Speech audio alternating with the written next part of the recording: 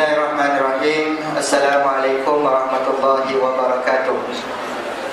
Tuan-tuan yang berada di luar Dewan Salat, bolehlah masuk ke dalam Dewan Salat. Dan insyaAllah kita akan memulakan forum perdana kita pada malam ini sebentar lagi. Marilah sama-sama kita memulakan majlis ilmu kita pada malam ini dengan membaca Ummul Kitab Al-Fatihah. A'udzubillahi minasyaitonir rajim. Bismillahirrahmanirrahim. Alhamdulillahirabbil alamin.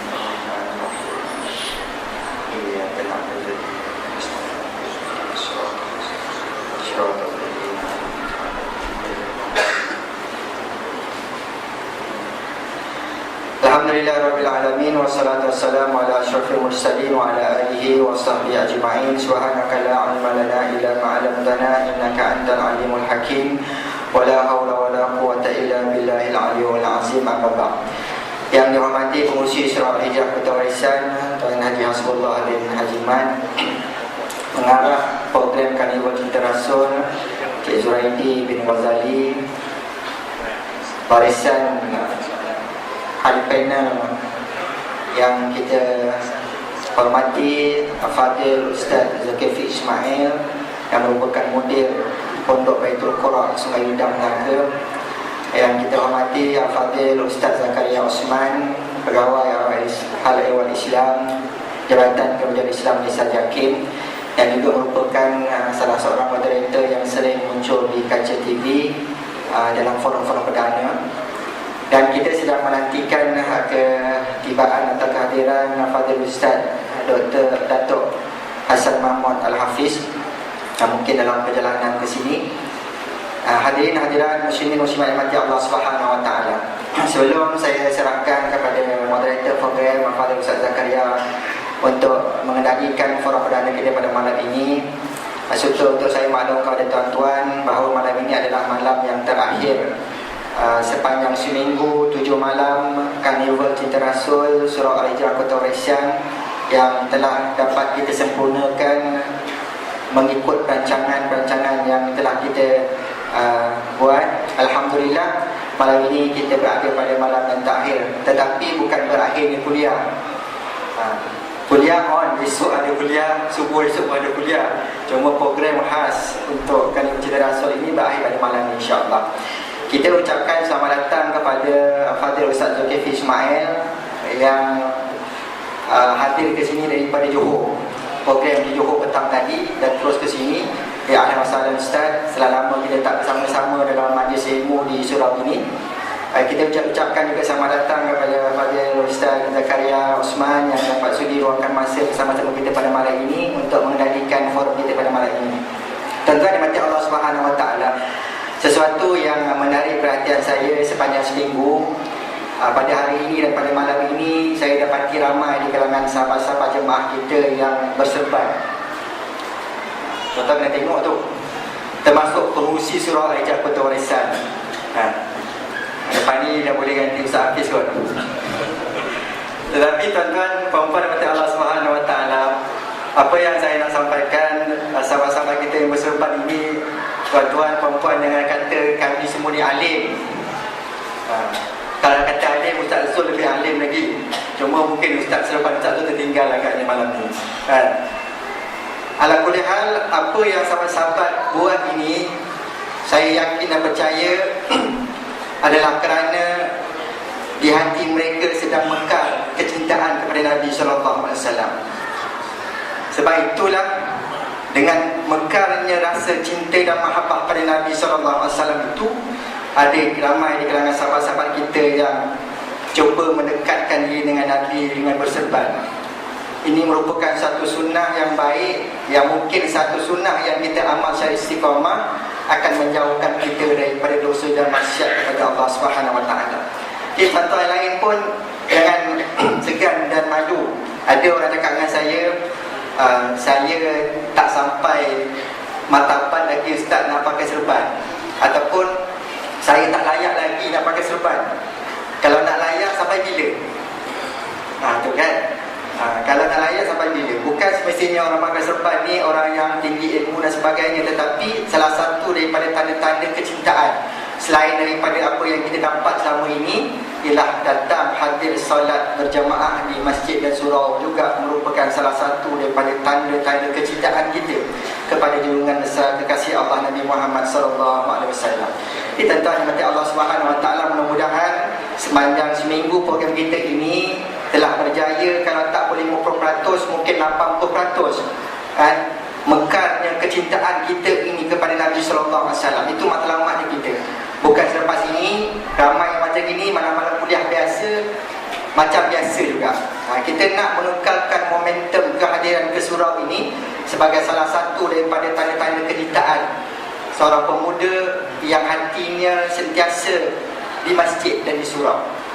Merupakan salah seorang daripada orang-orang yang dapat naungan Arasy Allah Subhanahu Wa Taala di akhirat nanti. Itu yang kita nak lahirkan.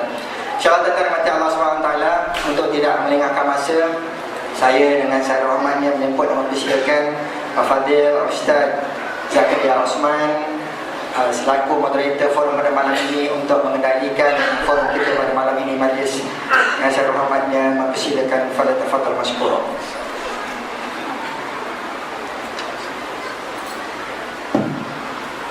Bismillahirrahmanirrahim. Assalamualaikum warahmatullahi wabarakatuh.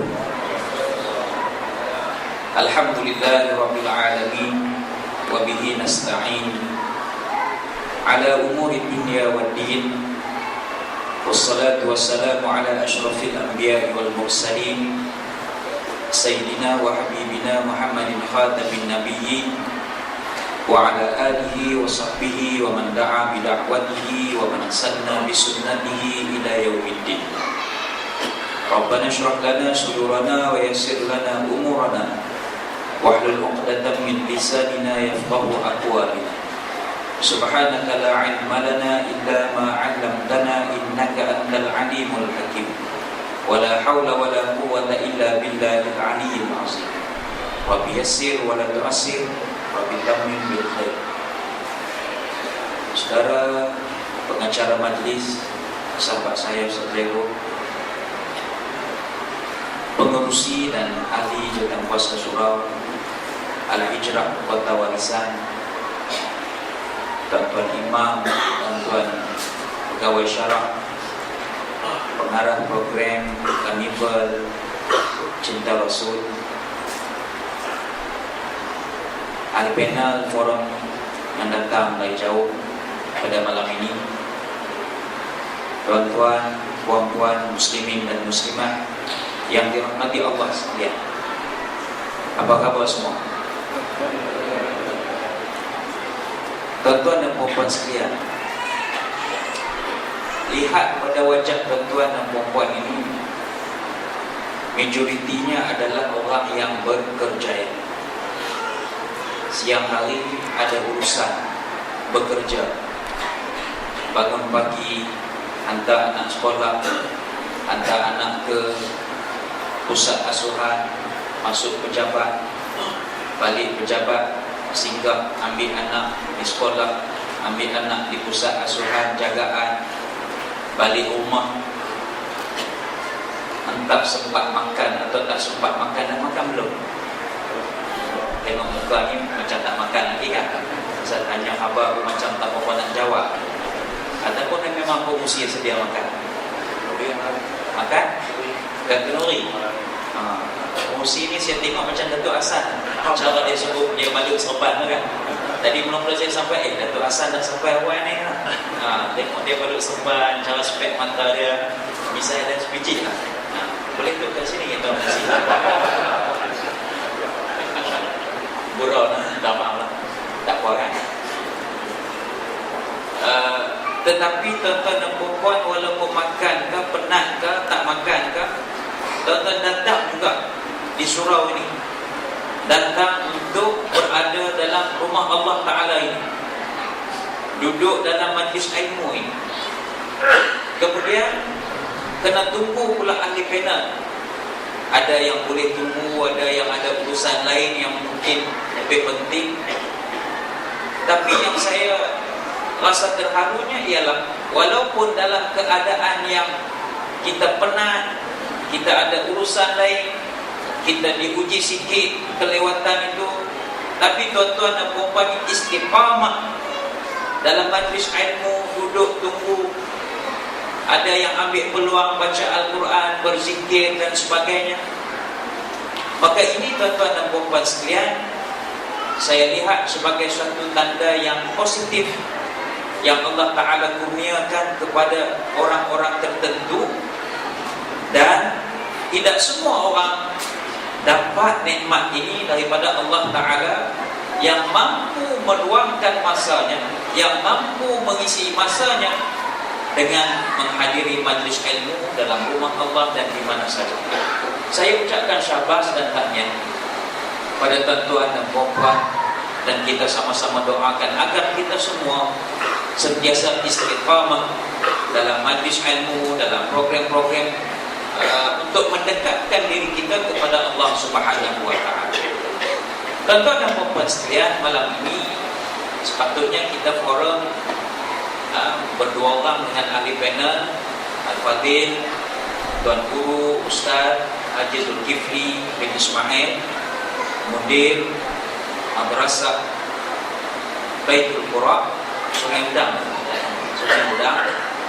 dan seorang lagi panel kita yang dijadwalkan sepatutnya bersama dengan kita pada malam ini, iaitulah yang berbahagia Datuk Haji Hassan Mahmud Al-Hafiz. Tapi mungkin beliau dalam perjalanan ataupun wallahu a'lam, kita pun tak tahu di mana berada sekarang ni. Pasal kita call dia ada tak dijawab. Allah a'lam, kita doakan semuanya baik belaka kepada beliau insya-Allah. Tajuk yang diberi untuk dikupas pada malam ini, tuan-tuan, iaitulah dakwah dan siasat mengikut Nabi sallallahu alaihi wasallam. Ini satu tajuk yang jarang sekali diperkatakan, iaitu tentang dua topik sekaligus, iaitu dakwah dan juga siasat.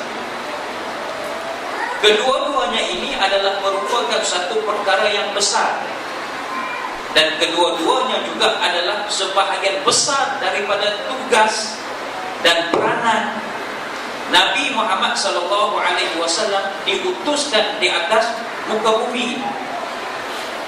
Kalau kita melihat dari aspek siasat, umpamanya tuan-tuan, tujuan Allah Ta'ala menciptakan manusia itu sendiri ada kaitan dengan siasat.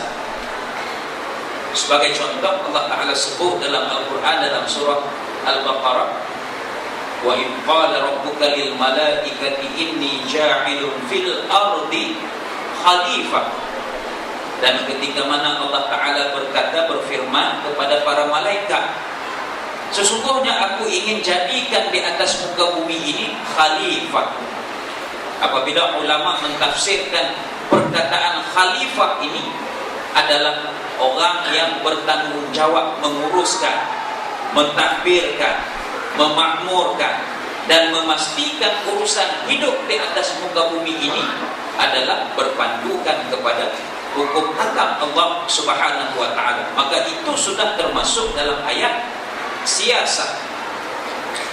Dalam bab dakwah pula tuan-tuan dan puan, kita sudah tahu bahawa di antara tugas utama Rasulullah sallallahu alaihi wasallam diutuskan itu adalah untuk menyampaikan dakwah.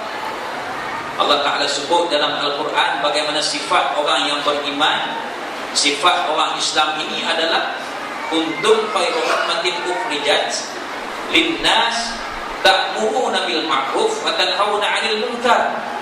Kamu semua ini, wahai umat manusia, sebaik-baik umat dijadikan, dilahirkan untuk melaksanakan tugas ta'muruna bil ma'ruf, menyuruh perkara yang baik, wa tanhauna 'anil munkar, mencegah daripada perkara yang munkar.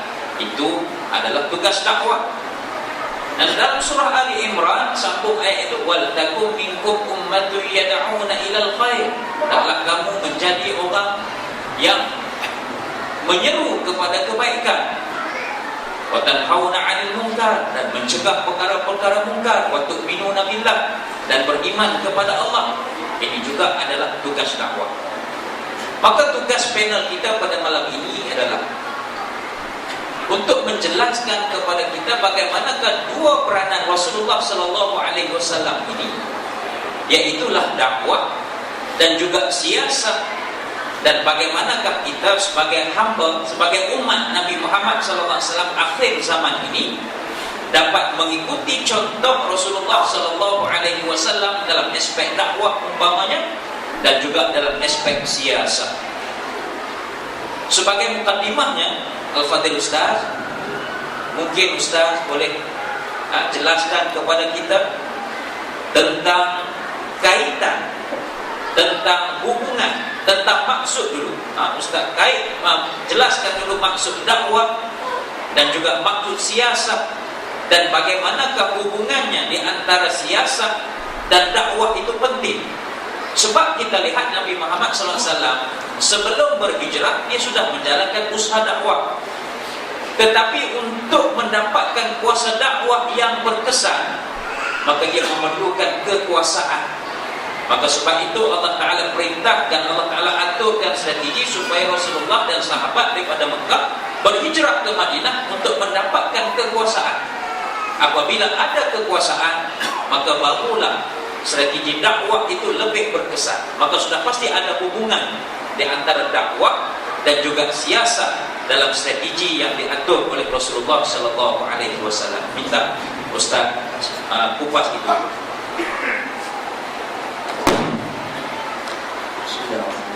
Assalamualaikum warahmatullahi wabarakatuh. Alhamdulillahirabbil alamin. Wa bihi nasta'inu ala umuri dunya wad din. Wa sallallahu wa sallama ala sayyidina Muhammadin wa syafi'ina wa zukhrina wa qudwatina sayyidina Muhammadin bin Abdullah wa ala alihi wa sahbihi ajma'in. Rabbi shrah li sadri wa yassir li amri wa hlul 'uqdatam min lisani yafqahu qawli. Wa la hawla wa la quwwata illa billahil 'aliyyil 'azim.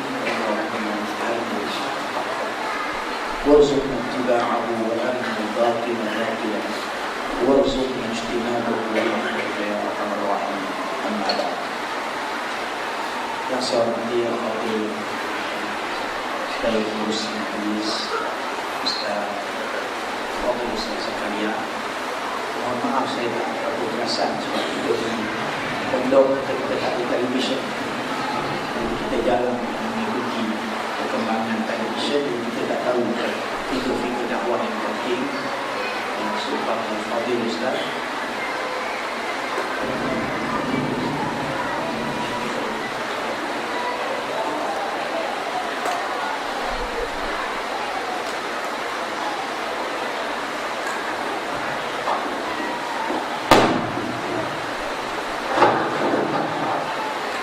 Saya hormati Al-Fadhil sahabat saya Ustaz Zairul, dan saya muliakan Fadhil pengurusi masjid ataupun madrasah yang diberkati Allah Subhanahu wa ta'ala.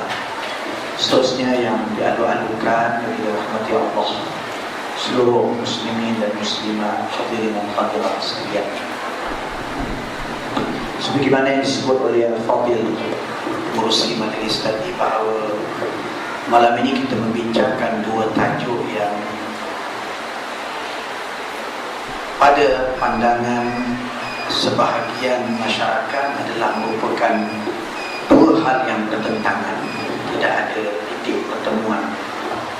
Maka sebahagian akan melihat bahawa dakwah itu adalah merupakan suatu aktiviti yang terpisah dari sebarang makna dan urusan politik atau siasat. Dan politik itu pula juga merupakan urusan yang tidak berasaskan kepada memelihara kepentingan dakwah. Dan ini adalah merupakan gambaran yang difahami oleh sebahagian masyarakat, bahkan sebahagian golongan yang terlibat di dalam medan dakwah itu sendiri. Dan kefahaman yang seperti ini adalah merupakan kefahaman yang dibentuk oleh suasana masyarakat yang tidak dinaungi oleh siasat yang berdasarkan kepada syariah, atau yang dinaungi oleh pemikiran dan kefahaman dan suasana yang dibentuk oleh sekularisme di dalam negara kita. Maka akhirnya lahir kefahaman yang demikian. Tetapi apabila kita melihat kepada realiti yang ditunjukkan di dalam kehidupan Sayyidina Rasulullah sallallahu alaihi wasallam, yang merupakan manusia pilihan Allah yang bersifat sempurna di dalam akhlak dan perilaku. Dan Nabi sallallahu alaihi wasallam tidak akan meninggalkan sebarang kebaikan dan sebarang rahmat untuk umatnya.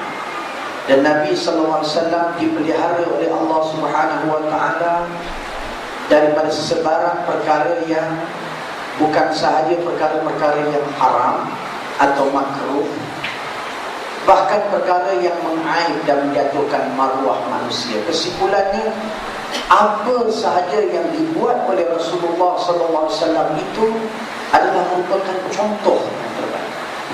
Ini sangat penting kita fahami, seperti firman Allah Subhanahu wa taala, laqad kana fi Rasulillahi uswatun hasanah, bahawa demi sesungguhnya pada diri Rasulullah SAW itu terdapat contoh yang terbaik.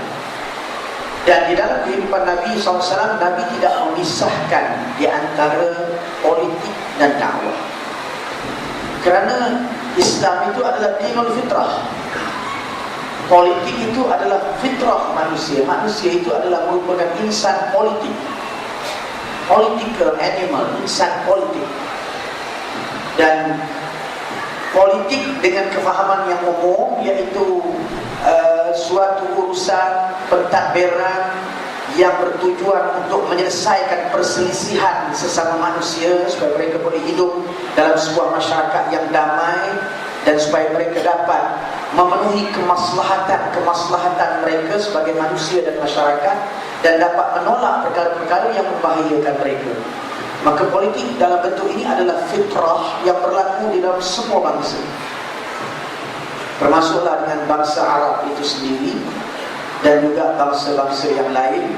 Maka Islam sebagai suatu dinul fitrah tidak datang untuk menafikan persoalan politik ini, bahkan Islam datang untuk memandu manusia berdasarkan kepada wahyu yang diturunkan oleh Allah Subhanahu wa taala. Dan oleh kerana Nabi kita sallallahu alaihi wasallam ini adalah merupakan rasul yang diutuskan oleh Allah Subhanahu wa taala, yang diperintah untuk menyampaikan Islam, berdakwah kepada manusia supaya beribadah, mengabdikan diri kepada Allah Subhanahu wa taala dan mentaati Allah Subhanahu wa taala. Maka Nabi Muhammad sallallahu alaihi wasallam di dalam melaksanakan tugas baginda ini, melaksanakannya dalam kerangka fitrah itu tadi, di dalam kerangka fitrah masyarakat, dan mengaplikasi dan memanfaatkan dan menggunakan fitrah dan suasana masyarakat itu dalam suatu keadaan yang memberi keuntungan kepada Islam dan dakwah. Nabi tidak mengambil pendekatan escapism, iaitu melarikan diri dan menjauhkan golongan yang beriman itu dari realiti, dan menjauhkan dakwah itu dari realiti. Tetapi Nabi membentuk realiti itu berdasarkan kepada petunjuk Allah Subhanahu wa taala, dan menjadikan ianya suatu kekuatan yang membantu dakwah Islam itu. Dakwah tidak lain dan tak bukan seperti yang disebut oleh Allah Subhanahu wa taala, wa laqad ba'athna fi kulli ummatin rasulan an i'budullaha wajtanibut taghut. Tujuan dakwah itu ialah untuk membawa manusia mengabdikan diri kepada Allah Subhanahu wa ta'ala. Mengabdikan diri kepada Allah Subhanahu wa ta'ala itu bukan semata-mata dalam bentuk ibadah, yaitu di dalam bentuk suluk dan tingkah laku, tetapi mengabdikan diri kepada Allah Subhanahu wa ta'ala dalam bentuk ahwal. Hati mereka itu tunduk patuh kepada Allah, menunggalkan Allah dan membesarkan Allah, mengagungkan Allah dalam seluruh ruang hidup mereka berdasarkan kepada acuan syariat Islam yang diturunkan oleh Allah Subhanahu wa ta'ala. Oleh sebab itu Nabi kita Muhammad sallallahu alaihi wasallam di dalam membawa misi dakwah ini tadi, Nabi SAW membawanya dalam satu suasana yang fitrah, dalam satu suasana yang reality, yang menyebabkan akhirnya dakwah Islam yang dibawa oleh Nabi Muhammad SAW itu merebak dan tersebar di mana-mana sahaja dan sesuai dengan mana-mana bangsa, dan masuk di dalam mana-mana tamadun dan di dalam mana-mana negara, kerana ia dipupuk dan dibentuk dalam suatu realiti siasah yang telah dibentuk dan diajukan dengan acuan Islam. Muslimin dan muslimat sekalian, apa yang kita faham daripada penjelasan Fadil Ustaz sebentar tadi adalah bahawa siasat dan juga dakwah itu adalah merupakan satu keperluan dan juga merupakan satu tuntutan. Cumanya apabila dalam kita memahami kelompok siasat dan kita memahami kelompok pendakwah, dakwah, maka apabila kita sebut siasat, maka pemikiran kita terbuka ataupun terhala ke arah orang-orang politik, ataupun terbuka kepada orang-orang umara, pemimpin-pemimpin, orang yang bertanggungjawab terhadap hal ehwal pengurusan dunia, keduniaan, kehidupan, kenegaraan. Lalu apabila kita sebut pula dakwah, maka dakwah ini maka dalam pemikiran kita adalah orang-orang agamawan, para ustaz, para alim ulama. Maka kami para umara umpamanya, pemimpin-pemimpin, tidak terlibat dengan urusan dakwah. Apa yang dapat kita faham daripada penjelasan ustaz itu tadi adalah tugas dan tanggungjawab dakwah ini bukan hanya terletak kepada orang agamawan saja, bahkan semua orang boleh menjadi pendakwah. Pengurusi masjid boleh jadi pendakwah, seorang peniaga boleh jadi pendakwah, ahli politik boleh menjadi pendakwah, doktor boleh menjadi pendakwah, arkitek boleh menjadi pendakwah. Cuma yang kita nak minta pula ustaz jelaskan kepada kita ialah apakah kaedah-kaedah dakwah dalam suasana masyarakat kita pada hari ini, dalam kehidupan yang dihambat dengan keduniaan, kehidupan kita yang penuh dengan cabaran, hiburan, kekangan, penindasan dari aspek pemikiran dan pemahaman tentang Islam yang sempit umpamanya. Maka pada pandangan ustaz, bagaimanakah kita individu, tak kira lah apa pekerjaan kita, ustaz ke, imam ke, bilal ke, hatta orang yang kerja angkat sampah sekalipun, dia boleh menjalankan fungsi dan peranan dakwah itu, kerana Nabi Muhammad SAW adalah contoh yang terbaik. Daripada pengembala kambing, menjual, berniaga, sehinggalah menjadi ahli politik, menjadi ketua negara, semuanya dijadikan teladan, dijadikan panduan dalam kehidupan kita sampailah pada saat dan ketika ini. Untuk pusingan ini kita minta Al-Fadhil Ustaz menjelaskan kita peranan dan fungsi kita semua, setiap individu ini, untuk menjalankan usaha dakwah ini dalam dunia yang penuh dengan cabaran, dalam dunia yang penuh dengan halangan-halangan yang menindas kepada umat Islam pada hari ini. Silakan. Bismillahirrahmanirrahim. Dakwah ini adalah merupakan suatu perkara yang mudah kelihatannya untuk tersebut. tapi untuk kita memenuhi tanggungjawab dan kehendak dan keperluan agar dakwah itu mencapai kejayaan dan kemenangan adalah suatu hal yang luar biasa, yang menuntut kepada pengorbanan waktu dan masa dan umur, yang menuntut supaya kita memberikan tumpuan yang penuh demi untuk memastikan kejayaan dakwah. Dalam hal ini, untuk kita memastikan bahawa kita berfungsi sebagai da'i yang berjaya, da'i yang benar-benar memimpin manusia kepada mengabdikan diri kepada Allah Subhanahu wa ta'ala yang menjadi tujuan dakwah itu, maka sudah tentulah antara perkara yang asas ialah mempersiapkan diri kita dengan ilmu. Kerana dakwah itu adalah merupakan suatu perkara yang berpandukan kepada wahyu Allah dan sunnah Rasulnya sallallahu alaihi wasallam. Tidak mungkin kita dapat mendakwah manusia dan memimpin manusia berdasarkan akal kita.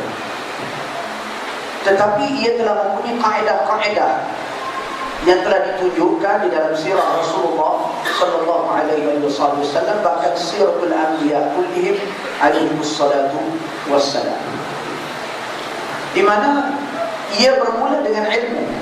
Kita lihat Nabi kita Muhammad sallallahu alaihi wasallam, ketika Allah Subhanahu wa taala menurunkan wahyu kepada baginda, Allah Subhanahu wa taala menegaskan di dalam peristiwa diberikan wahyu kepada Nabi di Gua Hira itu dua perkara, yaitu sebagaimana yang diriwayatkan oleh Sayyidatina Aisyah radhiyallahu taala anha, ketika Nabi SAW berada di Gua Hira, datang Sayyidina Jibril alaihissalam meminta kepada Nabi SAW supaya membaca, iaitu supaya menyebut kepada Sayyidina Jibril apa-apa sahaja ilmu yang ada pada beliau, apa-apa sahaja kebolehan yang ada pada beliau. Kalau orang Arab dia panggil had sama indah, apa yang kamu tahu, apa dia cakap, nak dengar. Nabi kata, ma'ana biqari'in, aku bukan orang yang tahu membaca menulis, aku orang yang tidak tahu membaca menulis. Sudah tentulah aku tak tahu apa nak beritahu kepada kamu, aku tak boleh, aku tidak pernah belajar. Jadi Sayyidina Jibril alaihissalam tangkap Rasulullah SAW, seperti kata Sayyidina Aisyah yang meriwayatkan, Nabi kata, faqattani hatta balagha minni al-juhda. Sayyidina Jibril peluk aku sehingga aku sesak nafas. Kemudian Sayyidina Jibril lepaskan lagi. Sayyidina Jibril kata, iqra, baca lagi. Nabi SAW menjawab dengan jawapan yang sama, ma'ana biqari'. Lalu Sayyidina Jibril AS tangkap Nabi bagi kali kedua, faghattani hatta balagha minni al-juhda, sehingga Nabi sesak nafas, baru dilepaskan. Kemudiannya mengulangi, iqra, kali ketiga, dan begitu juga Nabi menjawab, ma'ana biqari'. Oleh itu, di dalam peristiwa tersebut, Allah Subhanahu wa taala menunjukkan bagaimana pembentukan seorang dai itu. Yang pertama sekali, Nabi SAW itu lulus dari sudut akhlaknya, dari sudut pribadinya. Baginda adalah seorang yang bersifat dengan sifat siddiq, tidak berbohong walaupun nyawanya terancam. Nabi tak berbohong walaupun Nabi tahu Nabi akan ditangkap bagi kali ketiga dan akan dipeluk dengan keras yang menyebabkan sesak nafasnya. Tetapi baginda SAW tetap menjawab, ma'ana biqari'in, yang menunjukkan bahawa Nabi SAW bersifat as-sidq. Dan as-sidq itu kata Nabi, yahdi ilal birr, wal birru yahdi ilal jannah. As-sidq itu aslun, adalah asal bagi seluruh sifat-sifat yang mahmudah, yang terpuji. Maka Nabi SAW setelah membuktikan kepada dunia baginda seorang yang siddiq, Allah Subhanahu wa taala menurunkan wahyu, iqra bismi rabbikal ladzi khalaq, memberikan ilmu kepada Nabi SAW. Kita semua boleh menjadi dai yang berkesan sekiranya kita memenuhi dua syarat ini. Yang pertama, mempunyai akhlak yang mulia, pribadi yang mulia, menghayati akan akhlak Rasulullah sallallahu alaihi wasallam itu, dan kemudiannya mempunyai bekalan ilmu yang cukup, maka ketika itu kita akan menjadi dai. Walaupun kita berkata sepatah atau kita kata dua patah, akan berlaku takdir perubahan yang baik di dalam masyarakat. Saya ingat ada seorang yang bertugas sebagai penjara wudu. Sekarang tak ada dah penjara wudu. Dia bertugas sebagai penjara wudu. Jadi setiap kali dia menerima gajinya, maka dia akan bahagikan sebahagian gajinya itu, dia akan tolak semula kepada majikan. Bila ditanya oleh majikannya mengapa, maka dia kata, ini adalah bahagian yang ketika aku berjaga, aku tertidur pada malam itu, maka aku tak mau mengambil bahagian yang aku tertidur ini. Jadi dengan akhlak dan pribadinya yang tinggi itu, memberikan suatu mesej yang cukup jelas tentang sifatul amanah, tentang sifat amanah, lengkap dengan contohnya yang membangkitkan keyakinan kepada mad'u, orang yang didakwah, untuk boleh beramal seperti itu. Maka sebagai asasnya yang saya nak tekankan, untuk kita dapat berfungsi sebagai dai yang baik, kita mestilah bersifat dengan ahwal yang baik, dengan akhlak yang baik, dengan pribadi yang baik, dan kemudiannya membekalkan diri kita dengan ilmu yang cukup. Dalam persoalan ilmu ini sangat penting. Syekh Said Hawar rahimahullah ta'ala mengingatkan tak kurang daripada 10 ilmu yang perlu diketahui supaya kita mengetahui kehendak ajaran Islam itu secara menyeluruh dan lengkap. Jadi kita perlu mengetahui ilmu tafsir, ilmu hadis, perlu mengetahui ilmu tauhid, ilmu fiqh, ilmu tasawuf, ilmu bahasa Arab, ilmu lughah, ilmu usul fiqh, ilmu sirah, ilmu aliran-aliran semasa dan ideologi semasa. Dan kemudiannya perlu mengetahui fiqh dakwah, kaedah-kaedah berdakwah. Jadi ilmu ini perlu kita bekalkan diri kita supaya di dalam kita menyampaikan satu dakwah dan seruan kita kepada masyarakat, nabni, kita membina, wala nahdam, bukan meruntuhkan apa yang telah dilakukan oleh saudara kita. Perkara yang baik yang telah dilakukan oleh saudara kita, maka kita tidak meruntuhkannya. Tetapi yang banyak berlaku ialah kita di dalam dakwah oleh kerana kekurangan ilmu, maka akhirnya kita mengeluarkan pandangan-pandangan yang meruntuhkan perkara-perkara ijazah yang telah dilakukan oleh saudara-saudara kita. Dan dalam dakwah, apabila kita tidak mempunyai akhlak dan pribadi, penghayatan yang betul, maka kita menyampaikan sesuatu itu, tetapi tindakan-tindakan kita itu tidak memberikan terjemahan yang tepat dengan apa yang kita katakan, maka menyebabkan masyarakat yang ingin beramal hilang keyakinan, merasa tidak mampu untuk menghayati apa yang disampaikan. Rasulullah sallallahu alaihi wasallam dengan sifat siddiq itu tadi, dan dengan wahyu yang diturunkan Allah Subhanahu wa taala sebagai muntalaq di dalam baginda meneruskan dakwah Islam kepada seluruh manusia. Alhamdulillah, muslimin dan muslimat yang dirahmati Allah sekalian. Apa yang dapat saya simpulkan daripada isi yang disampaikan oleh Ustaz Muka tadi, untuk kita menjadi seorang pendakwah yang baik, antaranya adalah kita perlu memiliki ilmu yang berkaitan dalam bidang dakwah kita itu. Kemudian tuan-tuan dan puan-puan sekalian, ilmu yang kita miliki itu tidak akan dapat memandu diri kita dan juga tidak dapat memandu orang lain sekiranya kita tidak memiliki nilai keimanan kepada Allah Subhanahu wa taala.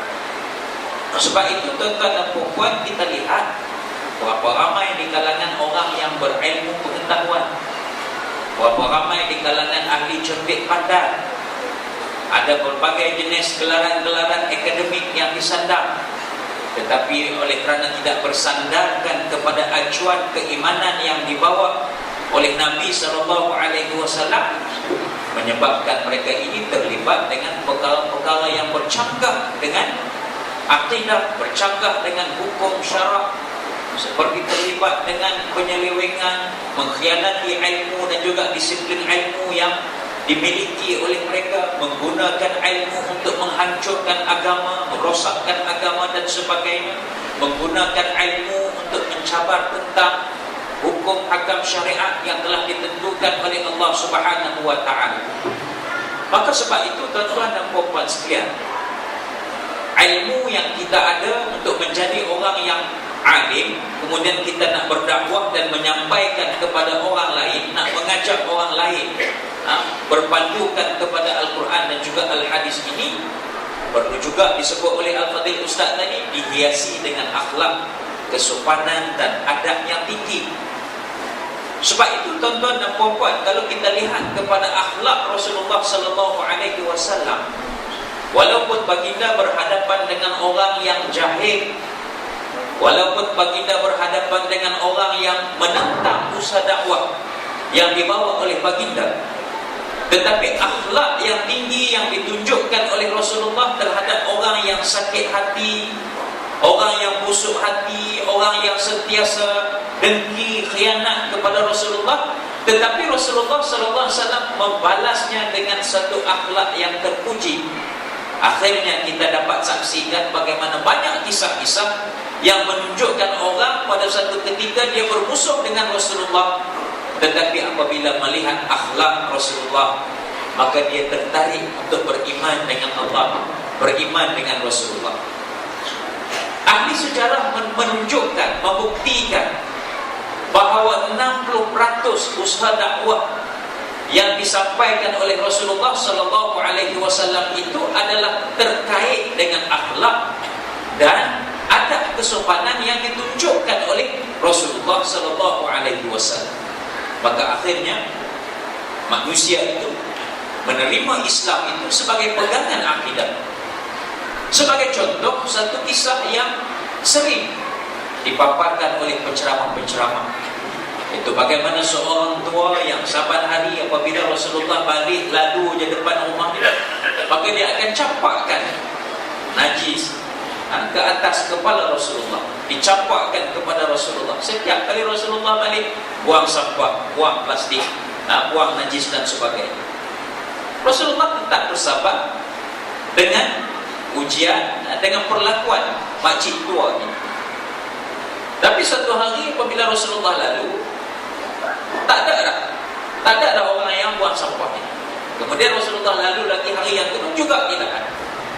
Lalu hari yang ketiga pun tidak ada. Maka Rasulullah tergerak hati dia untuk melihat apa jadi dengan makcik yang lalu duduk buang sampah, buang tai atas kepala aku. Maka Rasulullah SAW pergi ke rumah makcik itu, naik ke rumah makcik itu, lalu ketuk pintu dan menziarahi makcik itu. Dan didapati makcik itu sedang dalam keadaan uzur yang bersangkutan, demam panas. Maka Rasulullah membantu makcik itu, memberikan ubat kepadanya. Akhirnya dengan sebab akhlak dan kesopanan yang ditunjukkan oleh Rasulullah itu menyebabkan makcik itu beriman kepada Allah, menerima Rasulullah sallallahu alaihi wasallam. Dalam kisah yang lain juga kita melihat bagaimana Rasulullah SAW ketika wafatnya, Abu Bakar sering bertanya kepada anaknya, yakni isteri Rasulullah, Sayyidatina Aisyah, wahai anakku, apakah lagi amalan-amalan yang Rasulullah SAW sentiasa buat, tetapi aku ini tidak mampu untuk buat, tidak sempat untuk buat? Maka kata Aisyah, wahai bapakku, Rasulullah SAW dalam hidupnya setiap hari Rasulullah akan pergi ke pasar di Madinah, dan baginda sentiasa memberi makan kepada seorang Yahudi yang sudah tua dan buta pula. Maka Abu Bakar pun oleh kerana nak mengikut sunnah Rasulullah, mengikut perkara-perkara yang digemari oleh Rasulullah, maka Abu Bakar mengambil tempat Rasulullah untuk memberi makan kepada seorang tua Yahudi di pasar Madinah. Maka apabila Abu Bakar pergi dan bertemu dengan orang Yahudi buta yang sudah tua, maka Sayyidina Abu Bakar membeli roti lalu disuapkan kepada orang Yahudi itu tadi. Bertemu dengan orang Yahudi ini sudah mendengar celuparnya mulut orang Yahudi itu tadi memaki hamun kepada Rasulullah, mengutuk Rasulullah sebagai orang gila, orang yang tak boleh dipercayai dan sebagainya. Tetapi oleh kerana Abu Bakar dia nak mengikut sunnah Rasulullah, maka diambilnya roti itu lalu disuapkan kepada pakcik Yahudi itu tadi. Maka apabila pakcik Yahudi itu makan, disuapkan dengan keadaan cara Sayyidina Abu Bakar menyuap itu, maka pakcik kita sedar. Dia kata, wahai tuan, kamu ini bukan orang yang selalu datang jamu aku bagi roti ni. Maka Sayyidina Abu Bakar terkejut. Dia kata, macam mana kamu tahu aku bukan orang yang selalu datang? Dia kata, berbeza sekali perlakuan kamu dengan perlakuan orang yang selalu datang memberi aku makan. Apakah yang bezanya? Dia kata, orang yang selalu datang kepada aku ini, sebelum dia nak suapkan roti ke dalam mulut aku ini, maka dipecah-pecahkan roti, dicelupkan air supaya lembut, barulah dia suap kepada aku, dan supaya aku dapat memamak roti itu dengan mudah dan aku telan dengan senang. Tetapi berbezanya kamu, walaupun kamu suap pada aku, tapi kamu tak pecahkan roti ini. Jadi aku tahu kamu ni bukan orang yang selalu yang datang memberi roti kepada aku. Lihat di tuan-tuan dan puan, walaupun orang Yahudi ini sentiasa memaki hamun dan mengutuk Rasulullah SAW, Rasulullah tetap memberi makan kepada orang Yahudi tersebut. Walaupun mulutnya sentiasa membebek, maka Rasulullah tetap dengan rutinnya menolong dan membantu orang tua yang buta tersebut. Tetapi Abu Bakar sangat sakit hati bila dikata macam manalah Rasulullah dapat datang bertemu dengan orang ni setiap hari, dan mulutnya sedang membebel tentang mengutuk dan memaki Rasulullah. Bagaimana aku sendiri mendengar, bukan kutuk aku tapi kutuk Rasulullah, aku sudah panas hati aku. Kan? Kalau kena kita pun panas tuan-tuan dan puan kan? Bukan dengan cubit roti itu sumbat masuk ke dalam, bagi mati cepat sikit. Pasal kutuk Rasulullah, insan yang kita sayang, insan yang kita kasih. Maka ini satu contoh teladan tuan-tuan dan puan, apabila kita berhadapan dengan kerenah masyarakat yang menentang Islam, masyarakat yang tidak mahu mengikut dakwah Islam, maka kita sebagai orang yang meletakkan kita ini sebagai pengikut, kasih pada Rasulullah, cinta pada Rasulullah, maka kita hendaklah meniru dakwah Rasulullah, bukan dengan perkataan, hanya dengan amalan dan perbuatan yang kita pertontonkan, yang kita tunjukkan kepada orang lain. Maka tuan-tuan, tidak ada ruang nak kata ustaz, tak apalah ustaz, orang alim, para ulama boleh berceramah, boleh menceritakan pada orang, boleh berdakwah. Kami ni baru nak start, tak jadi ustaz lagi, baru nak start, baru nak mula. Macam mana kami nak berdakwah? Tidak. Semua orang boleh berdakwah. Berdakwah dengan perkataan, berdakwah dengan akhlak dan tingkah laku, adab dan sopan santun. Semuanya diajar oleh Rasulullah SAW. Maka itulah Rasulullah yang sahabat tahun kita menyambut kelahiran, kita bercakap tentang Rasulullah, kita berbicara tentang akhlaknya, kita berbicara tentang budi pekertinya, kita berbicara tentang kaedah yang dilaksanakan oleh Rasulullah. Maka inilah yang kita nak kupas, yang kita nak jelaskan, bagaimanakah kaedah dakwah dan juga siasat berasaskan dan juga berpandukan kepada didikan Rasulullah SAW. Tuan-tuan dan puan sekalian, tak lengkaplah kalau saya seorang yang bertanya kepada ustaz kita datang daripada jauh. Mungkin kita boleh buka tuan-tuan dan puan untuk mengambil bahagian. Mungkin saya tanya ni satu soalan yang tuan-tuan tak tercapai. Ustaz ni tak tanya hak aku nak tahu ni. Tanya, mana saya nak tahu tuan-tuan nak tahu apa ni?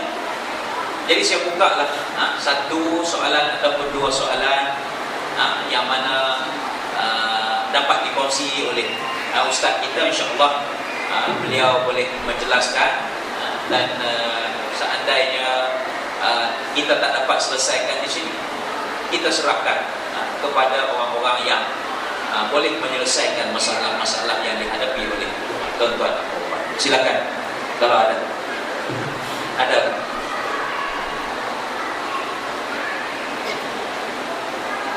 Silakan. Ada mic. Ambil mic supaya semua orang boleh dengar soalan.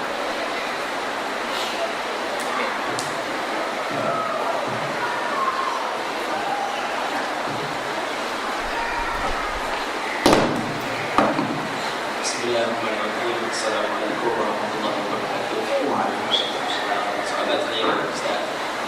Sebelum tu perkenalkanlah sikit nama kan, dah kahwin ke tak kahwin, boleh dapat menantu ke. Nama saya Zulfadli bin Yusuf kan. Zul tinggal di mana Zul? Tinggal di sini. Ustaz karya sini ya. Dah kahwin ke belum? Sudah berkahwin. Alhamdulillah. Tiga orang. Masya-Allah, tabarakallah. Baik, apa soalan yang Zulfadli nak tanya? Soalan saya, Ustaz, mengapakah parti-parti siasat di negara kita ini sering berbeza pendapat dan bertelagak, dan bagaimanakah mereka ini boleh bersatu mengikut sunnah dan siasat Nabi sallallahu alaihi wasallam? Soalan dia sangat cantik, Ustaz ya. Tentang boleh faham soalan ni sebenarnya. Artinya ya, dalam dunia hari ini kita pelbagai parti, pelbagai siasat yang wujud, dan apa yang dipertontonkan kepada kita, kepada masyarakat hari-hari adalah tentang soal perbezaan pandangan, perbezaan pendapat, yang kadang-kadang boleh menimbulkan satu perasaan yang tidak tenteram kepada jiwa masyarakat. Jadi soalan yang dia tanya tadi, apa sebab jadi macam itu? Kalau Ustaz tadi sebut bahawa siasat itu adalah sunnah yang diajar oleh Rasulullah SAW. Jadi kenapakah siasat di negara kita ini begitu pula? Jadi macam mana Ustaz nak bagi jawapan? Silakan Ustaz.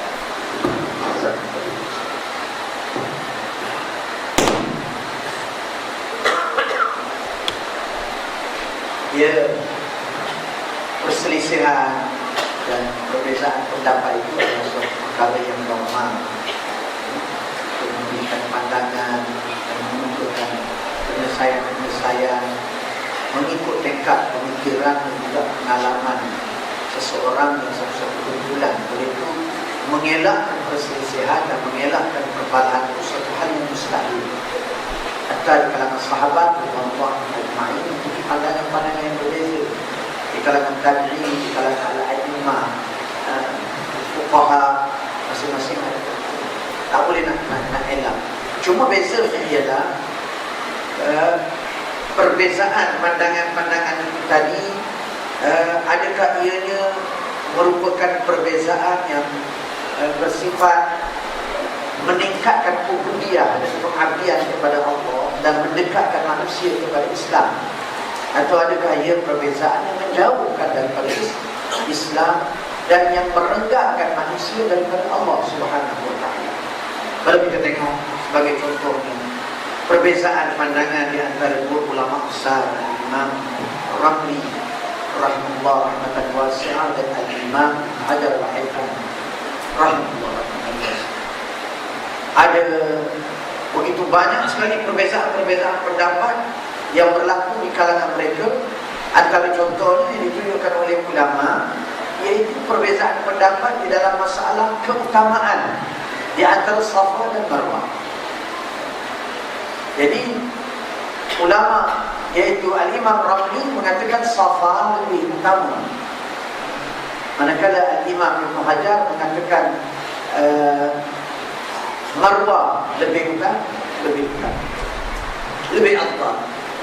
Jadi perbezaan pendapat ini masing-masing membawa hujah. Maka Al-Imam Ibn Hajar membawa hujah firman Allah Ta'ala, Inna safa wal marwata min sya'airillah. Sesungguhnya Safa dan Marwah daripada tanda-tanda kebesaran Allah Subhanahu wa Ta'ala, syiar-syiar agama. Maka Allah menyebut Safa, kemudian baru menyebut Marwah. Maka al-aslu afdal wa tabi' tidaklah lebih tinggi dan lebih afdal daripada asal. Asalnya Safa, kemudian tabi' yang mengikut Safa ialah Marwah. Ini hujah yang dimaksud. Kemudian jawab oleh Imam Ramli, Marwah lebih utama kata dia. Kerana Marwah ini pusingan yang dilalui oleh di Marwah ialah sebanyak 4 kali. Manakala di Safa hanya 3 kali. Bukan Marwah lebih afdal. Bahkan Marwah katanya dikhususkan an-nahru, penyembelihan korban di Marwah. Baik, poin saya nak beritahu, perselisihan ini tidak membawa mudarat kerana ia dibangunkan di atas ketaatan dan keinginan untuk mengikuti Al-Quran dan Sunnah Rasulullah SAW. Jadi walaupun berselisih Imam Ibn Hajar, Imam Ramli rahimahullah ta'ala, tetapi mengikutnya semuanya orang yang taat, yang patuh kepada Allah Subhanahu wa ta'ala. Tapi ada bentuk perselisihan yang lain dari itu yang berlaku di zaman lampau. Sebagai contoh, iaitu perselisihan dalam menentu afdaliyah di antara manusia dan malaikat. Maka kata satu golongan, malaikat lebih mulia katanya. Sebab malaikat lebih mulia? Kerana malaikat katanya dicipta daripada cahaya. Cahaya adalah merupakan jauhar yang halus. Manusia dicipta daripada tanah. Tanah adalah merupakan jauhar yang kasar. Ini penghujahan ini ditolak oleh para ulama. Kerana ini adalah penghujahan yang berdasarkan kaedah falsafah, bukan berdasarkan kanun syariah, kaedah syariah. Kaedah syariah iaitu firman Allah Ta'ala yang memerintah Nabi Adam AS supaya para malaikat sujud taklim kepada. Maka berdasarkan nas, manusia lebih mulia. Berdasarkan falsafah, malaikat yang lebih mulia. Maka kita berdasarkan kepada nas, kepada syariat. Jadi ini bentuk khilaf. Khilaf yang dalam bentuk yang pertama mendekatkan manusia kepada Allah, menyuburkan pengabdian kepada Allah, dan kemudian yang mengikat manusia di dalam ikatan syariat. Khilaf yang kedua ialah khilaf yang menjauhkan manusia daripada berpegang dengan syariat dan mengambil sumber-sumber yang lain. Dalam konteks siasat pada hari ini, khilaf yang berlaku adalah khilaf dalam bentuk yang kedua tadi, iaitu mengemukakan pandangan-pandangan yang berbeza.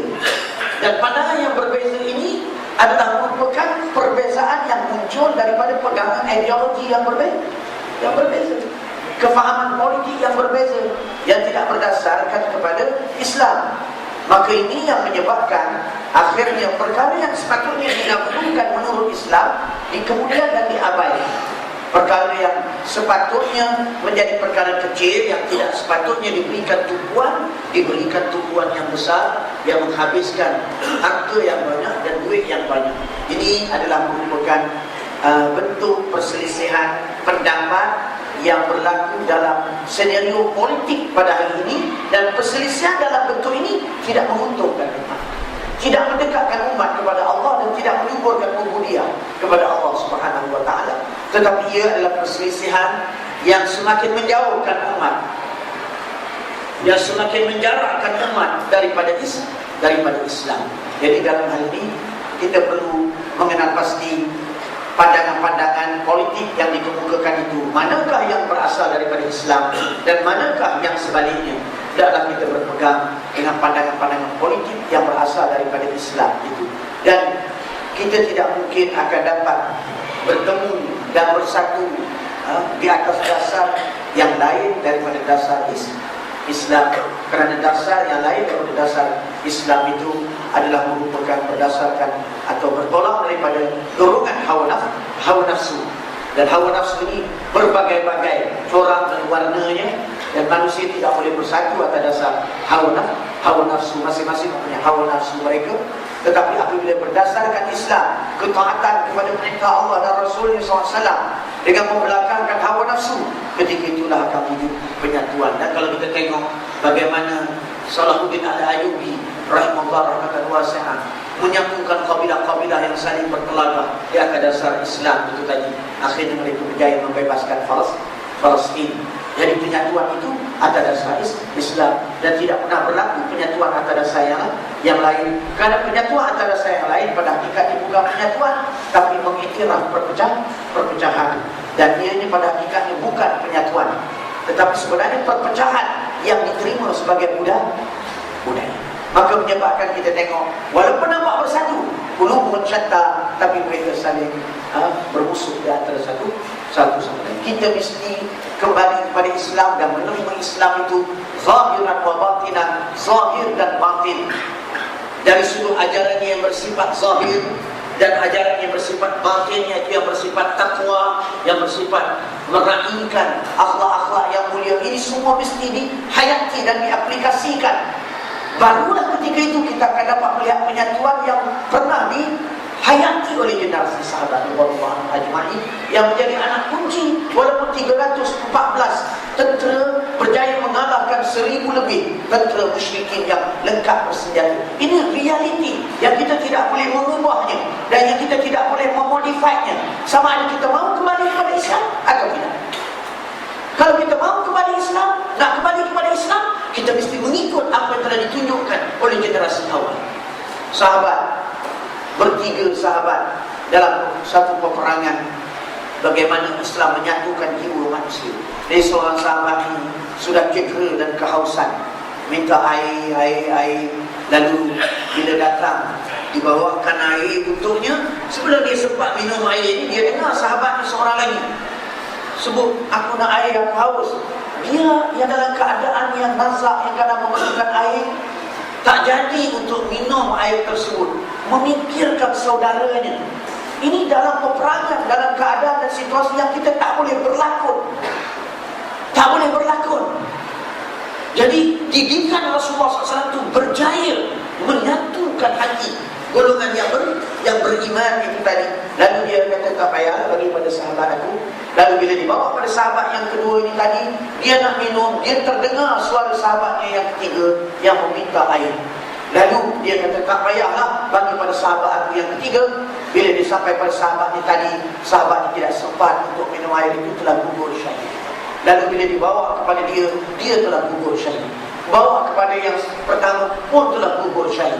Ini nak menggambarkan bagaimana jauhnya situasi kita pada hari ini daripada apa yang pernah dibentuk oleh Nabi Muhammad sallallahu alaihi wasallam. Maka kalau jauh kita daripada situasi itu, maka kita juga jauh daripada natijah dan hasil-hasil dan pencapaian-pencapaian yang pernah dicapai oleh generasi awal. Walaupun dalam keadaan bilangan kaum muslimin yang begitu ramai. Saya tidak bermaksud untuk melemahkan semangat saya dan saudara-saudari, tidak, tetapi untuk menunjukkan satu realiti. Kembali kepada Islam itu tidak ada option yang lain, mesti kembali berdasar dikehendaki oleh Allah dan Rasulullah SAW, zahiran wa batinan. Dan bila kita kembali kepada Islam betul-betul, ketika itu maka kita akan dapat perselisihan yang berlaku, rahmatun, membawa rahmat dan manfaat kepada umat, tidak sebagaimana perselisihan yang berlaku pada hari ini yang merupakan suatu situasi yang memecahkan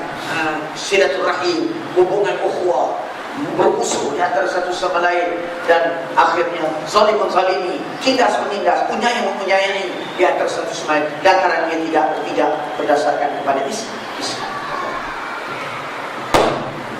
Alhamdulillah, tuan dan puan sekalian, penjelasan yang mantap telah diberikan oleh kepada Ustaz. Sebentar tadi adalah bahawa khilaf ini satu benda yang lumrah dalam kehidupan manusia di atas muka bumi. Khilaf ummati rahmah, perbezaan pendapat di kalangan umat itu adalah membuang satu rahmat. Bagaimanakah yang dikatakan rahmat dalam perbezaan pandangan? Karena rahmat ini tuan-tuan dan puan, apabila kita meraihkan, apabila Allah Subhanahu wa taala meraihkan akal yang Allah Taala jadikan kepada umatnya, hamba-Nya, manusia ini. Allah Taala tak jadikan akal ini kepada makhluk-makhluk yang lain, tapi Allah Taala jadikan akal ini kepada umat manusia. Maka apabila akal ini digunakan untuk berbeza-beza fahaman tentang sesuatu hukum hakam, yang memenuhi syarat-syarat yang telah digariskan oleh para ulama, maka dia akan membawa satu rahmat, suatu perkembangan hukum, suatu maslahah yang baik dalam kehidupan umat manusia di atas muka bumi. Tetapi apabila perbezaan pandangan ini berasaskan kepada hawa nafsu, tidak berpandukan kepada prinsip-prinsip siasat syar'iyyah yang ditetapkan oleh para ulama, maka sudah pasti dia akan membawa kehancuran dan sudah pasti dia akan memporak-porandakan kehidupan umat manusia di atas muka bumi. Tuan-tuan dan puan-puan sekalian, saya boleh terima satu soalan lagi. Tuan Pengusi sekali nak tanya, silakan. Tuan Pengusi ni saya ingat soalan yang terakhir lah. Jangan tanya payah-payah sangat, susah nanti nak jawab. Silakan Tuan Pengusi. Assalamualaikum warahmatullahi wabarakatuh. Tak susah mai. Buka tolak. Terima kasih Tuan kita. Pertama dia minta maaf agak mencerama, mungkin mencerama politik kata Pak Johor, tapi puasa nak tanya untuk soalan. Ya, Silakan. okey. Kita sering dengar ungkapan ulama ada pewaris Nabi. Itu ungkapan yang sering kita dengar. Kadang-kadang kita tertanya, siapa yang ulama? Adakah ulama mereka yang datang ke bulan belajar agama sahaja, atau macam kami, guru yang berprofesional, jadi berbidang accountant, bidang kejuruteraan, bidang kehutanan dan bidang pertanian. Jadi kalau ulama orang yang bukan, yang hanya untuk golongan yang berusaha agama, maka agak kecewa kami yang belajar lain berusaha agama. Jadi itu saya nak tahu yang sebenar. Dan sekarang kita seringkali dibukakan dengan kepimpinan ulama. Jadi kita rasa macam kita ni macam tersisih. Sebab kita ni profesional. Jadi bagaimana profesional nak membantu dan dia nak masuk dan jadikan ulama juga. Itu satu soalan. Yang kedua, dua soalan kemudian. Kita dengan Islamic State. Jadi banyak sangat kita dengan berita yang keluar macam-macam. Ada ketiga nampak ini orang baik, ada ketiga nampak ini macam dari Amerika, ada ketiga macam mereka mentah Amerika. Dan sekarang timbul perkataan ISIS yang kata Islamic State of Syria macam-macam. Jadi kadang-kadang kita keliru. Yang mana satu? Adakah mereka ini manusia yang baik atau manusia yang betul-betul berjuang Islamic State yang dilanggongkan? Jadi saya mintalah pencerahan atau penjelasan daripada penceramah. Terima kasih. Terima kasih pada Tuan Pengurusi Surau. Jadi mana dia pengurusi, ikut suka dia lah nak tanya apa soalan pun. Ya, dia ada kuasa lah. Itu penting siasat ni. Penting siasat. Bila kita ada kuasa ni, kita boleh menentukan rule, peraturan. Macam saya boleh menentukan rule, saya boleh bagi rule pada pengurusi surau. Pasal sekarang ni forum dipengurusikan oleh saya. Saya kata cukup satu je, saya tak bagi dua. Saya boleh kata, tapi saya boleh bagi atas ihsan, boleh bagi. Dan saya juga boleh memberhentikan panel yang sedang bercakap. Saya boleh bagi warning, masa dah cukup, masa dah tamat, panel kena berhenti. Maka itulah siasatnya. Tuan-tuan dan puan-puan, sebagaimana Al-Mawardi sebut, as-siyasatu iqamatud din wa siyasatud dunya fiha. Politik itu ialah membangunkan agama dan mengurus takbirkan dunia. Itu politik mengikut Al-Mawardi.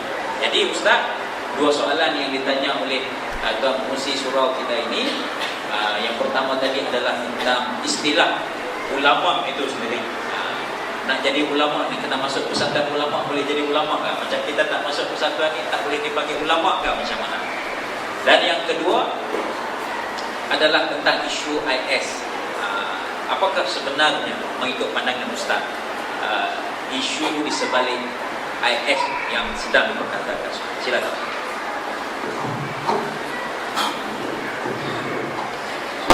Tadi cakap ikan mikrofon, cakap tak terlalu mudah pun. Ya, ulama ini adalah merupakan satu istilah syar'i. Jadi istilah ini ada dari sudut syar'i, ada dari sudut ilmi, ada dari sudut lughawinya, ada sudut urfinya. Dalam bahasa Arab ini kurang lebih ada 6 penggunaan bahasa. Secara majazi dan hakikinya, hatta hakikinya 5. Macam kita duk sambut hijrah, orang yang berhijrah, bahkan haiwan juga berhijrah. Jadi maknanya berbeza. Jadi begitulah juga dengan istilah ulama. Jadi yang kita maksudkan dengan ulama di sini ialah istilah syar'i, bukan dari sudut lughawi ini. Kalau sudut lughawi ini sesiapa yang alim, golongan yang alim dipanggil ulama. Ulama di dalam bidang fisik, ulama di dalam bidang apa kita panggil mana-mana funun, mana-mana seni ilmu pengetahuan, matematik dan sebagainya, ya, dalam bidang engineering dan sebagainya, ya. Tetapi yang kita maksudkan ialah dari sudut syar'i. Dari sudut syar'inya dalam hadis Nabi, al-ulama warathatul anbiya. Ulama adalah waris para nabi. Nabi sebut bahawa para nabi tidak mewariskan dinar atau dirham, emas ataupun perak, tapi para nabi mewariskan ilmu. Jadi dalam hal ini mereka yang mewarisi ilmu para nabi itu yang disebut sebagai ulama, yaitu yang mewaris ilmu di dalam kitab Allah, yang mewaris ilmu dalam sunnah Rasulullah SAW. Jadi sebut oleh Allah, was'alu ahli dzikri in kuntum la ta'lamun. Tanya orang yang ahli dzikri, yang tahu tentang kitab Allah, sekiranya kamu tidak mengetahui. Ini yang dimaksudkan sebagai ulama. Jadi golongan ulama ini adalah golongan yang sangat mulia dengan sebab ilmu yang mereka miliki. Dan mereka itu dari sudut zahirnya orang yang berilmu, yang memiliki ilmu. Dan mereka juga adalah ulama di dalam Al-Quran, yaitu yang dimaksudkan dalam Al-Quran, yang dimaksudkan dalam hadis, ialah ulama yang bersifat dengan takwa. Dia bukan semata-mata yang memiliki ilmu, mutakhassis dalam sesuatu ilmu, tetapi dia bersifat dengan takwa. Innama yakhshallaha min ibadihi ulama. Ada sendiri yang benar-benar takutkan Allah dari kalangan hamba ini ialah ulama. Maknanya ulama itu ialah orang yang mempunyai ilmu tentang Al-Quran, ajaran Al-Quran dan sunnah Rasulullah SAW dan segala pecahannya, dan orang yang mempunyai sifat takwa, takut yang tinggi kepada Allah Subhanahu wa ta'ala. Ini ulama yang dimaksudkan dalam Al-Quran. Ini ulama yang dimaksudkan warasatul anbiya. Ini ulama yang dimaksudkan di dalam hadis Nabi SAW. Ini ulama yang dipuji dan disebut pangkat dan darjatnya dan kemuliaannya di dalam nas-nas Quran dan hadis. Itu dia. Jadi apabila begitu, jelaslah ulama ini seorang yang sangat mulia, sehingga disamakan oleh Nabi SAW ulama itu seperti Nabi Anbiya Bani Israel.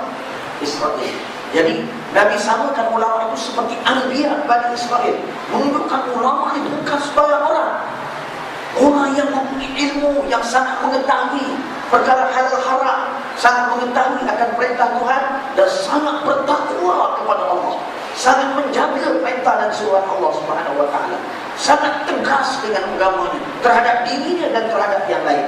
Maka kalau begitu ulama ini bukan yang mahalul hasan, bukan tempat yang sepatut kita hasan, tapi mahalul iqtida, tempat yang sepatut kita jadikan ikutan, tempat atau golongan yang kita kasih, golongan yang kita tahu menjadi jambatan yang membawa kita kepada Allah Subhanahu wa ta'ala dengan ilmu dan kuduah dan akhlaknya. Berbeza dengan golongan patri yang cuma dikelirukan sebagai golongan agamawan dan diteropong ulama dengan teropong yang dilihat oleh para terhadap golongan agamawan, yaitu golongan patri. Golongan patri ini seperti yang disebut oleh As-Sayyid Abdul Hasan Ali An-Nadwi rahimahullah di dalam kitabnya tentang sebab-sebab peruntuhan umat Islam. Dia mendedahkan bagaimana teruknya skandal golongan patri ini. Golongan patri ini golongan yang memakan harta yang haram, golongan yang melakukan perkara-perkara yang mungkar, pembaziran dan sebagainya, golongan yang menyelewengkan fakta-fakta agama. Ini adalah golongan agamawan yang ada di Eropah, yang suatu ketika dahulu telah memerintah Eropah dengan penuh kezaliman dan kemudian menimbulkan kebencian kepada dunia barat dan fobia kepada mereka. Bila sebut orang agama, mereka takut. Kerana catatan sejarah dia bukan bunuh seorang, beratus ribu ilmuwan dibakar atas nama ahli sihir. Ini perkara yang dipahami sebagai golongan agamawan di barat. Adapun kita ulama, seperti yang saya sebutkan di peringkat awal tadi, sangat mulia, golongan yang ikhlas, golongan yang jauh daripada sebarang bentuk penipuan dan kezaliman, golongan yang sangat rapat hubungannya dengan Allah, golongan yang sangat sengit dan jujur. Golongan yang seperti ini adalah merupakan rujukan kepada umat dalam segala urusan. Sebab itu dalam aspek pemerintahan pada hari ini, ya, oleh kerana pemerintahan pada hari ini adalah sistem demokrasi, bukan berdasarkan sistem monarki macam dulu atau sistem khilafah. Maka dalam sistem demokrasi ini, sesiapa yang menjadi pemimpin yang masuk ke dalam Dewan Rakyat akan diberikan amanah untuk menentukan hukum, untuk mengeluarkan dikri hukum-hukum undang-undang. Kerana dalam sistem demokrasi meletakkan pembuatan hukum itu di tangan manusia. Maka dalam hal ini peranan para ulama itu menjadi sangat-sangat penting dalam memastikan bahawa hukum yang dikeluarkan, kepimpinan yang diaplikasikan, dasar-dasar yang dibentuk tidak lari daripada panduan Al-Quran dan Sunnah Rasulullah Sallallahu Alaihi Wasallam. Jadi ulama yang kita maksudkan ini ialah ulama yang bertakwa kepada Allah, yang berilmu itu tadi. Maka sudah tentulah orang seperti ini merupakan golongan prioriti kita untuk menjadi pemimpin kepada kita. Adapun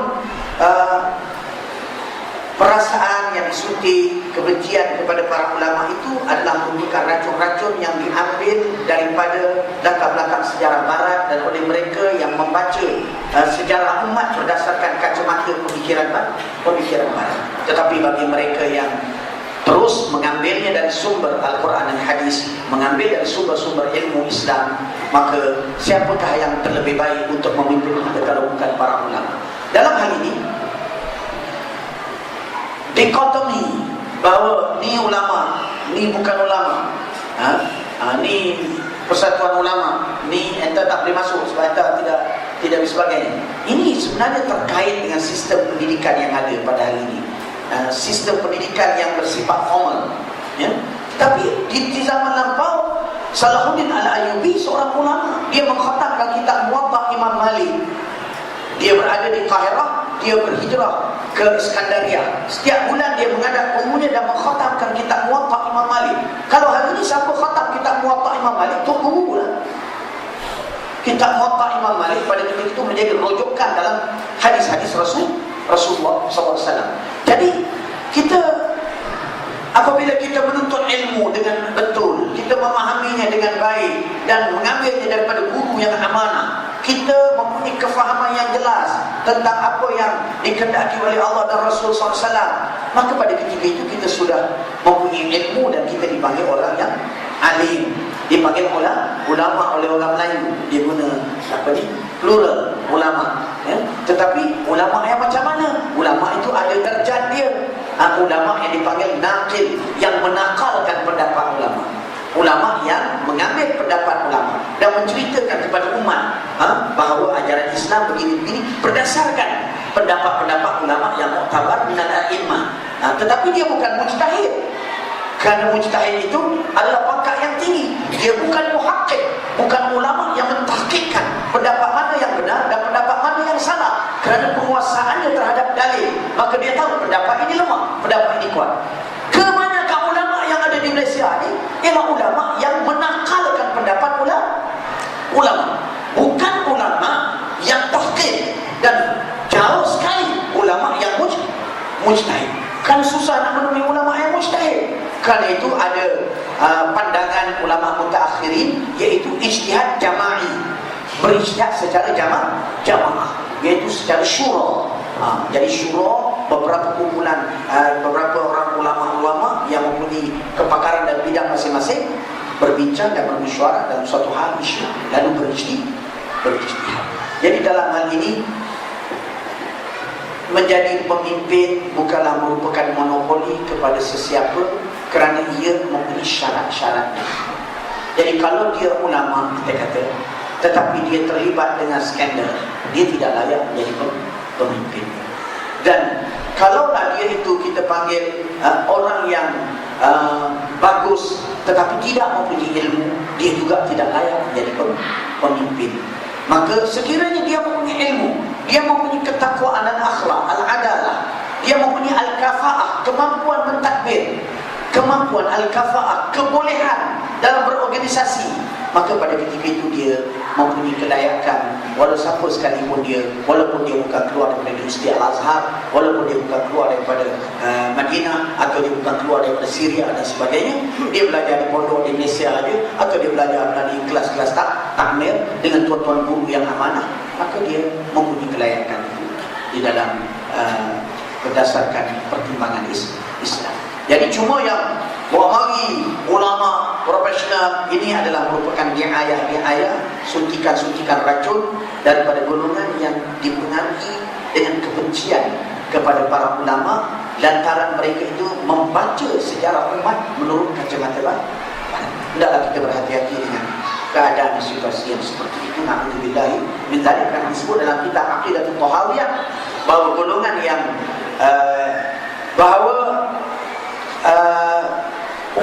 ulama Bani Israel itu sejahat-jahat manusia, tetapi ulama dari umat Nabi Muhammad SAW adalah sebaik-baik mulia, semulia-mulia manusia. Dan kemudian alamatul nifaq, alamat seorang itu berpenyakit dengan nifaq, dia membenci kepada para ulama. Jadi hendaklah kita berhati-hati. Ulama yang macam mana tadi? Yang bertakwa, ulama yang berilmu, yang bertakwa kepada Allah SWT. Kemudian berkaitan tentang soalan yang kedua, saya sendiri pun kabur kali di zaman fitnah. Kita tak dapat gambaran yang sebenar kerana media dikuasai oleh barat. Mereka boleh membentuk dan mencorakkan pemikiran manusia berdasarkan maklumat-maklumat yang disampaikan, yang maklumat-maklumat itu boleh jadi direka, di macam-macam lah, di zaman Hollywood dan sebagainya. Maka menyebabkan bagaimana kita sikap kita dengan suasana yang seperti ini, ya. Maka sikap kita yang perlu kita ambil ialah kita mengelak daripada membuat suatu pendirian, sama ada kita memberikan sokongan ataupun kita menentang sehingga telah mempunyai suatu gambaran yang jelas. Selagi tidak jelas, kita hendaklah mengelak daripada membuat pendirian dan sikap, ya. Dan ini yang diingatkan oleh Rasulullah SAW, iaitu apabila berlaku zaman fitnah, maka Nabi kata yang berjalan lebih baik daripada yang berlari, yang duduk lebih baik daripada yang berdiri, ya. Dan Nabi suruh kita duduk di dalam rumah, melainkan apabila musuh datang ke rumah dan menyerang kita, ketika itu hendaklah kita mempertahankan diri. Maka kita tidak digalakkan membuat suatu pendirian yang membawa kepada kekeliruan terhadap umat dalam suasana yang kabur begini. Dan oleh kerana kita mempunyai ulama-ulama, pimpinan-pimpinan, maka sebaiknya dalam kita nak buat suatu pendirian, kita minta pandangan mereka dan mendengar nasihat daripada mereka yang lebih arif dengan suasana antara bangsa. Alhamdulillah, penjelasan yang baik pada saya disampaikan oleh Fadil Ustaz tadi, dan Bapak Sipun dan Pak Aku banyak kali itu kita macam setuju lah tu nak. Satu perkara lagi yang kita selalu dengar, yang biasa kita sebut adalah ini sekolah agama, ini sekolah tidak agama. Padahal ilmu yang sekolah agama pun ilmu Allah Subhanahu Wa Taala. Ilmu yang sekolah tidak agama pun ilmu Allah Subhanahu Wa Taala. Cuma apabila sistem, Ustaz sebut tadi, apabila sistem pendidikan, sistem pembelajaran, disiplin ilmu itu dicorakkan begitu sejak daripada dulu lagi. Kan anak nak buat pergi mana ni? Saya nak masuk sekolah agama lah. Tak boleh masuk sekolah agama. Kan ini saya anak sekolah menengah. Itu sekolah sekular, tak boleh. Padahal ilmu matematik, ilmu Islam, ilmu agama jugalah, ilmu sains pun cendekiawan para ulama dia diasaskan oleh orang-orang Islam, cendekiawan Islam. Ibn Sina, Al-Farabi, Ibn Qayyim dan sebagainya. So orang-orang yang telah mengasaskan ilmu sains ini. Tetapi apabila penjajah telah memesak-mesakkan pemikiran kita, bagi ilmu agama ini hadis, tauhid, tafsir, Al-Quran, sebagainya, ini ilmu agama. Ilmu sains, ilmu geografi, matematik, sejarah, ini ilmu, bukan ilmu agama, ilmu dunia. Menyebabkan pemikiran kita itu salah daripada konsep dan kaedah yang sebenar. Menyebabkan kita ini bukan ilmu kita, ini ilmu orang barat, ilmu orang putih, kita tak mau, kita nak belajar yang ini. Menyebabkan orang Islam ini sempit dia punya ruang ilmu dia. Jadi kalaulah kita kata tak, semua ilmu ni ilmu Islam lah. Ilmu yang dibawa, yang diajar oleh ulama-ulama yang dahulu kala. Okey, ini satu pemikiran yang tuan-tuan kalau kita teliti dan kaji balik bahawa sebenarnya agenda yang terselindung di sebalik semua macam juga sekarang isu yang berlaku sekarang ialah penguasaan media masa oleh musuh-musuh Islam. Mereka boleh mencorakkan Ustaz sebut tadi pemikiran kita dan melaga-lagakan umat Islam, saling berbunuh sesama orang Islam disebabkan oleh salah faham terhadap isu. Satu isu yang dicipta oleh musuh untuk melaga-lagakan umat Islam. Jadi sebab itulah kita perlu faham betul satu isu itu sebelum kita nak meletakkan dan menetapkan pendirian kita terhadap satu perkara. Lebih-lebih lagi yang kita tidak jelas tentang suatu perkara, termasuklah dalam WhatsApp, dalam Instagram, apa semua yang tuan-tuan kan pesan sangat-sangat supaya kita jangan hantar sesuatu perkara-perkara yang kita sendiri pun tak jelas kan. Ini si MP dari grup sebelah, dia pun tolong hantar. Sopalah macam isu apa tu yang pok, yang apa, tauku pok lebih tu kan, itu benda yang tidak benar. Jadi kita pun seronok, ni babi ni dalam ni apa, Old Town White Coffee ke apa kan, ni babi kita pun hantar. Semuanya tu fitnah dalam dunia pentadbiran, dunia politik, dunia ekonomi, dunia bisnes juga ada fitnah. Jadi kita yang tak tahu apa-apa ni kita pun tolong hantar benda yang fitnah. Jadi saham kita dapat bukan saham yang menguntungkan, tapi saham yang merosakkan diri kita di akhirat nanti. Tuan-tuan dan puan sekalian, hampir 1 jam 20 minit kita telah berforum dengan Fadil Ustaz Tuan Guru Ustaz Zulkifli bin Ismail. Alhamdulillah, walaupun seorang panel, kita dapat juga menjayakan majlis ilmu kita pada malam ini. Dan ilmu yang disampaikan oleh Fadil Ustaz banyak memberi manfaat kepada kita bersama-sama, yang boleh kita kongsi, yang boleh kita amalkan dalam kehidupan kita sehari-harian. Terima kasih banyak sekali lagi kepada Al-Fadil Ustaz yang sudah datang jauh pada malam ini. Terima kasih Musi dan leader dan kuasa semua kerana sudi menjemput kami untuk bersama-sama berkongsi dalam majlis ilmu ini. Dan mohon maaf salah bicara, tersilap tutur kata saya dalam majlis ilmu ini. Mudah-mudahan Allah Subhanahu wa taala mengampuni kita semua. Aku lupa lihada, astaghfirullahalazim wa lakum. Assalamualaikum warahmatullahi wabarakatuh.